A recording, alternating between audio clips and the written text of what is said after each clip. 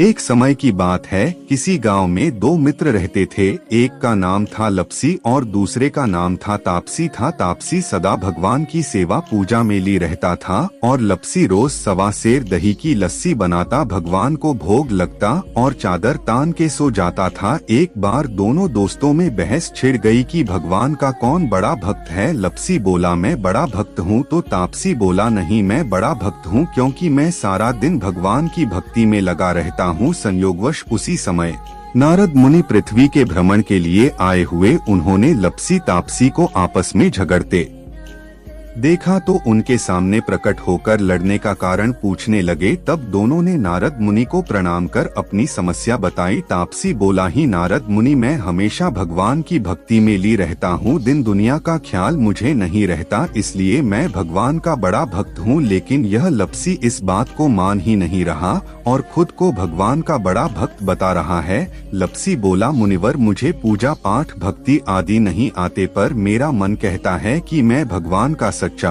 भक्त हूँ, पर यह मेरी बात मान ही नहीं रहा। समस्या सुनकर नारद मुनि बोले, इसमें लड़ने की कोई बात नहीं है, इसका फैसला मैं कल कर दूंगा कि तुम दोनों में से सर्वश्रेष्ठ कौन है। दोनों संतुष्ट होकर सब कुछ नारद मुनि पर छोड़कर अपने अपने घर की ओर चल दिए। अगले दिन तापसी रोज की तरह सुबह सुनकर पेड़ के नीचे आसन बिछाकर साधना करने बैठ गया। नारद मुनि वहां आए और उसे साधना करते देख उसके आगे 1.25 करोड़ की अंगूठी फेंक दी। तापसी साधना करता हुआ जोर जोर से मंत्र जाप कर रहा था। जैसे ही उसकी नजर उसे अंगूठी पर पड़ी, उसने इधर उधर देखा और वह अंगूठी उठाकर अपने पैर के नीचे दबा ली और फिर से जोर जोर से मंत्र का उच्चारण करने लगा। उधर लपसी सुबह उठा, सवा सेर दही की लस्सी बनाई और भगवान को भोग लगाकर खुद पी रहा था। तभी नारद मुनि ने उसके सामने भी 1.25 करोड़ की अंगूठी डाल दी। लपसी की नजर भी अंगूठी पर पड़ी। उसने अंगूठी उठाते हुए सोचा, ये तो बहुत महंगी अंगूठी लग रही है,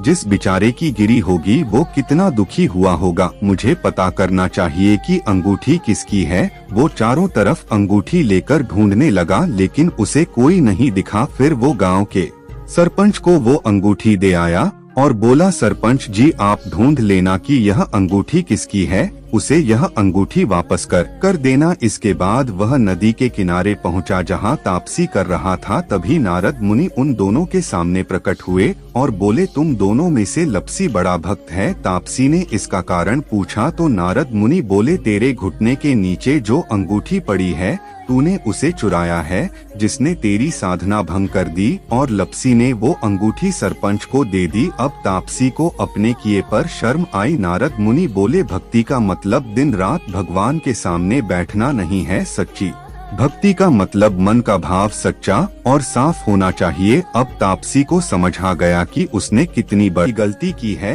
वह हाथ जोड़कर नारद मुनि के आगे खड़ा हो गया और बोला, मेरी गलती माफ करें और कृपया कोई रास्ता बताएं जिससे मुझे मेरी तपस्या का फल मिल सके। नारद मुनि बोले, अब तुम सच्चे मन से कार्तिक माह नहाकर कार्तिक माह का व्रत करो, पूजा पाठ करो, तभी तुम्हें सच्ची भक्ति प्राप्त हो सकती है। अगले वर्ष कार्तिक माह आने पर उसने स्नान पूजा पाठ आदि किया। कार्तिक पूर्णिमा पर नारद मुनि उसके समक्ष प्रकट हुए और बोले, अब तो भगवान का सच्चा भक्त है। जैसे हीरे को तलाशने पर उसकी चमक आती है, वैसे ही अब तेरी भक्ति में भी चमक गई है। मैं तुझे वरदान देता हूँ कि जो कोई कार्तिक माह की कहानी सुनेगा, कार्तिक माह की कहानी सुनने के बाद यदि कोई तेरी कहानी नहीं सुनेगा तो उसे कार्तिक स्नान का फल नहीं मिलेगा ही। कार्तिक देव जैसे तापसी का मार्गदर्शन किया, उसे सच्ची भक्ति दी, वैसे ही इस कहानी को कहते सुनते और हुंकार भरने वाले को अपनी कृपा करना। और जो कोई क्यूट टून स्टोरी को सब्सक्राइब क्रोज टू भगवान उसकी मनोकामना पूरी करेंगे।